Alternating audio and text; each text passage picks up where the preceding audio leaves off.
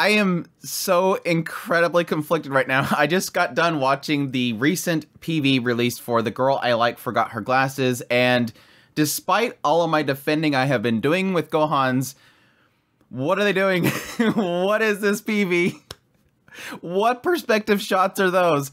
Like, everything I was hoping for. I was hoping that they would keep things together. Like, don't get crazy now. It's just a cute rom-com. You don't have to do your usual crazy flair, but they're doing it. I've never thought that I would see the day that we would have a perspective shot of under somebody's foot as they're walking, or the handrails of or the handrails of a staircase. I'm still excited. Don't get me wrong. Don't get me wrong. For those who don't know, Gohan's is a studio that I have been defending for a long time. I fell in love with Gohan's with the K series. I loved Mardock Scramble. They're a studio that does some really incredible stuff when they keep their stuff together. But obviously, as things went along, it really does feel like either there is a fandom for this experimentation they're doing, or, I don't know, maybe they think it looks cool. But obviously, for a lot of people, including myself, it's too much. It's way too much. Handshakers was a prime example when they did Handshakers where it was like, dude, chill out. Whoever's doing your 3D environment shifting with the camera angles, chill out. But again, as this season came up with The Girl I Like Forgot Her Glasses, I was telling a lot of people, don't worry. The executive director involved did all the good stuff. There's 2 directors involved with this series. One is the executive director, Suzumu Kudo, who again did K-Series, did Mardock Scramble. Yes, they dabbled in some of the other stuff, but that was their main stake. And then, of course, we have the second director, which is unfortunate, and that is Yokomine Katsumasa. And that's the person that majority of their work is a lot of the episodes for Handshakers, Project Scarred. They did a couple episodes of K-Series, but that was the person that I'm afraid of. That's the person that I think is causing the problem. I don't really necessarily know that's actually the case, but my hope is, okay, the good director will say, let's settle down. But again, based on the recent PV, that doesn't look the case.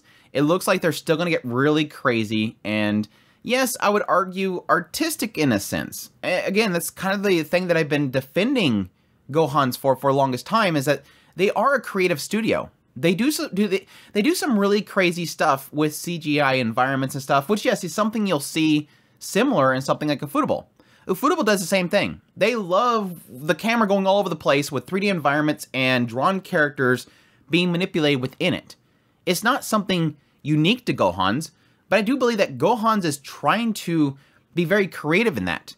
And it fails a lot. It often does fail. My only hope is, again, kind of the same thing. This is Andrew's copium, if so to speak. My only hope is, just like I said last time with the last trailer, don't worry, they did it once here, but they'll chill out, and then the next trailer comes out and it's doing the same thing, and I'm saying the same thing. Don't worry, chill out. It's gonna be okay. The surprising thing is they're not just doing one show in summer. This is the thing that actually was a real shock to me here recently. They're actually doing 2 shows. They're also doing The Masterful Cat is Depressed Again Today. That's going to be their second show in the summer season. And again, same situation with The Girl Who Forgot Her Glasses. Same 2 directors. So it's very odd. Now, with both cases, Kudo is going to be the chief director. So it's not as if he's going to be handling everything, but he's going to be overseeing it. So it'll be interesting how the 2 of them work out. And yes, similar to The Masterful Cat, that one in the trailer gets pretty crazy with its direction.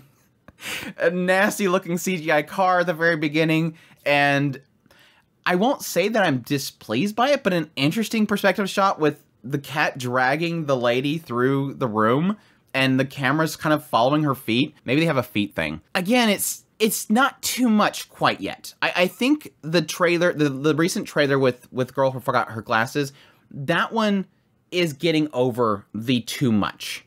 But I think for both of them, the sad thing that comes of this whole situation is my fear of them overdoing it is going to overshadow the fact that, yes, in fact, these are 2 of the shows of the summer season that I'm the most excited for. They literally have 2 of my most excited shows for the summer season, and I'm conflicted. I'm conflicted because I hope that they don't ruin these 2 shows. They both have something within it that's really fantastic. Specifically with The Girl I Like Forgot Her Glasses. It looks super cute. Ai in the show looks super cute. I love the squinty look when she doesn't have her glasses. The concept itself is really cute. It's essentially, for those who don't know, it's about this guy that likes this girl, and at some point she forgets her glasses. So she sort of relies on him for a lot of things because she can't see very far. She's very nearsighted. And so obviously he's helping with, you know, you can share my book. But it seems like based on this recent trailer, there seems to be love blossoming in the school itself. It seems to have some sort of showing of somebody else falling in love, and that's sort of affecting him and his relationship with Ai. And yes, the question mark comes is, how can you set up the whole idea of this series on a girl forgetting her glasses unless she keeps forgetting her glasses? Which then makes you wonder, is she doing it on purpose? And is she getting really close to him on purpose? Is she trying to figure out what love is and all that kind of stuff? It looks super cute, and I cannot wait for it. Everything about it screams, Andrew, you're gonna love this. Now, the cool thing that's within this is I love Ai's voice. Her seiyuu sounds perfect for the role. And additionally, she's gonna be in Mushoku Tensei for a certain character that shall not be named because spoilers. But that has me excited as well. And not only that I like the voice, but the voice is elsewhere as well. She did Takina from Look at See Coil, so that's a big plus for me. Yume from Dynazenon. So really looking forward to that. With The Masterful Cat is depressed yet again, I'm excited, but I have a hesitation because these are the sort of shows that it looks like it could really work. I think the voice choice for the cat is incredible because it's so deep. It's actually Sato from, or Chad from Bleach. So it's got like a very gruffy voice for him. But it's this idea that this girl brings in a stray cat, and it actually ends up being this really big, like, towering cat that takes care of her. The only thing that kind of has me a little hesitant is that she looks like she's going to probably be a standard dead weight office worker that drinks all the time type of a character, and those characters don't typically click with me. But it looks like it could be really, really cute. This idea of this cat taking care of this girl that just doesn't really have her life put together yet. We'll see, but it looks interesting. But again, it's all going to rely on the fact of, can Gohans not screw this up? Can Gohans can they chill out a little bit? And I think that's a concern that I've been seeing echoing in the community for quite a while now. It was the case with Handshakers and everything. People just don't seem to like how crazy they get with things. I think there's also another subset of people that don't like Gohan stuff because it's very pretty boy focused. And yes, I do agree that some of that stuff gets a little bit too carried away. There's obviously an audience for pretty boy characters. It's the same as harem audiences. People love the harems with all the female characters, similar to there's a group that likes the all-male characters. And so it's playing in that market. But there's a point in which you get too much to the point where it alienates the other audience.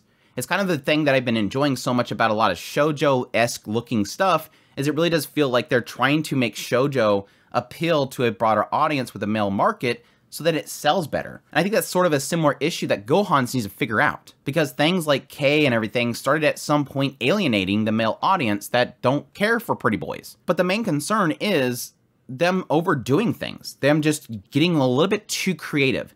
Now, for me personally, I love that creativity. Again, that was something that I loved with K-Series and everything, is I love how they did some crazy visuals. Like K-Series, when it first opens up, if I remember correctly, the very first scene of K-Series is this guy skateboarding down the street. And the camera's all over the place, but it was so unique at the time that it was very creative, and it worked for that shot. It works, it fits for watching somebody skateboarding down the street. The problem that they have, the problem that Gohan's has, is that it does this same creativity for things that really don't need it. Like for Handshakers, you don't need a 360 camera panning to happen when a girl's simply walking down the aisle of the desks. It just it's not needed there. Now, I will admit, with this recent trailer for A Girl Who Forgot Her Glasses, yes, it could just be simply an opening sequence of him walking to school, and then they'll chill out after that. But again, they've sort of done this perspective shot several times throughout all their trailers. Use it where it's needed. Use it in action scenes. Use it where there's a lot of flow of action. Not in a rom-com. Not in a rom-com. But we'll see. Again, overall, nutshell, super conflicted. But at the same time, I will say, no matter what, I'm probably still going to absolutely love Girl Who Forgot Her Glasses. It just looks way too cute. Nothing about it says, Andrew, you're not going to enjoy this, but we'll see. But that is my thoughts on Gohans in general. I think this is the whole video is just at Gohans in general perspective, but we'll see. We'll see. But I will be doing a full preview of the coming season. Of course, we have like within a week now. Yes, we're going to start already going through the season and finding out what's going to actually be incredible or whatnot. I'll be doing a video on my top most anticipated. I'll be doing a podcast with Chris where we'll be going through every single show of the season. So stay tuned to that if you want to get a full lowdown on what's to come. It's going to be exciting. There's a lot of really incredible shows coming up next season, and I cannot wait for it. But until then, we'll be doing the episode-by-episode impressions and as well as some reviews of some of the shows that I like the most. But until then, I thank you all for watching. I hope you guys enjoyed this video. If you did, hit that like button down below. Comment. Let me know what you think of Gohans. Do you like Gohans? Do you hate Gohans? Do you just want them to chill out like me? Additionally, if you're new to the channel, make sure that subscribe button to get all my content. I do news, reviews, first impressions, top list if it's anime, it's pretty much here. Just if you want to support the channel more, I have a Patreon link, tips link, super thanks, and membership button down below. I greatly appreciate everybody does, and y'all take care.